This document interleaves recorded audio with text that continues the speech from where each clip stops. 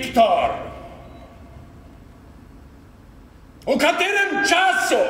Hočem priti do dna skrivnosti neba in zemlje. Prosim.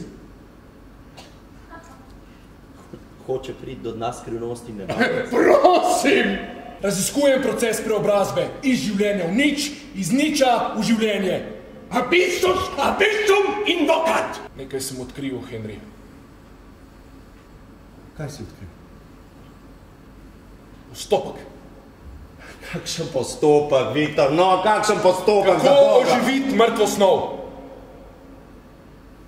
Obnovil bom življenje tudi tam, kjer je smrt na videz že določila telo za razkroj. Vdahnil bom življenje, Henry. Oživil bom bitje, ki je tako zapleteno in čudovito, kakor je človek. Kar je mrtvo, je mrtvo. Bom, Henry!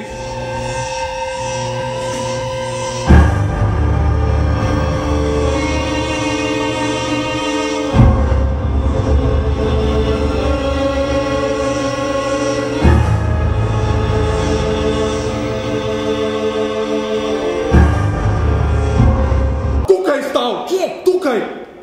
In? Gledal me je. Oči. Odprl je usta, roke je iztegnil proti meni. Zgledal je kot spaka. Nedokončan.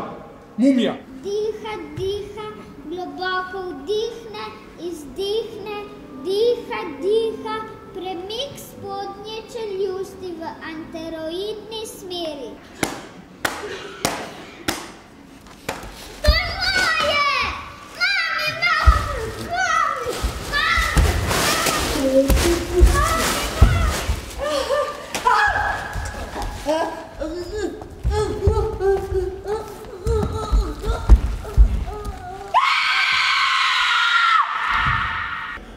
Dal si mi življenje in takoj si me hotel ubiti. Zakaj si me sploh ustvaril? Po nesreči. Vendar zakaj? Za blagost človeka. Kaj pa moj blagor? Življenje ali smrt enega človeka nista pretirana cena za spoznanja, ki bi jih lahko pustili za namcem v blagor samo človeškemu rodu. Ti, Viktor Frankenstein, imaš kaj pustiti za namcem v blagor vsemu človeškemu rodu. Ti, blagor človeštvu, ti, ki nisi bil sposoben niti pomisliti, kako je meni, kaj bo z mano in kaj se lahko zgodi. Ko si me ustvaril, si mi podaril vse bolečine tega sveta in onstranstva skupaj. Vstajenje boli, dragi moj stvarnik. Zakaj smrt je lažja kot življenje in umiranje ni nujno težje kot rojstvo. Diha. Diha. Še zmeraj diha. Prosim? Posvetilo. Lepo posvetilo. Prebrala sem ga, seveda po službeni dolžnosti. Preberi.